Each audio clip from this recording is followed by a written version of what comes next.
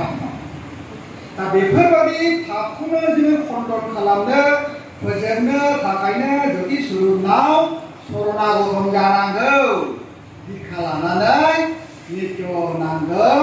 मा बुंदों परमेश्वर आफाया प्रतिदिনের पाप नष्ट करिया लइबे सानफ्रामनिबो जों पाप मावनाय हाबाफोरखौ बुंफ्लांनायफोरखौ रायफ्लांनायफोरखौ नेवसिनायफोरखौ रागा जोंनायफोरखौ जिब बायदिसिनाफोरखौ हत्या खालामनायफोरखौ क्षमा बिनानै लानांगौ सोरनाव पर ब्रह्मनाव गिनानै थाङोब्ला जानाय नङा बेखायनो बायालासिनो बिराद नों मोजोमनांगोन फरायनायजों लोगोसे जग्य होनानै उपासनाखौ नों खालामनांगोन आरो बेनिखायनो बुंदों नित्य होनायावबो बुंहरबायना सानित्य क्रियायाव मा होनदों তাকে পাইবার জন্য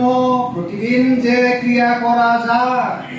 এবং যে কার্য করিলে সার্নিত্য বস্তু পরমাত্মাকে প্রাপ্ত হওয়া যায় তাকে সার্নিত্য ক্রিয়া বলে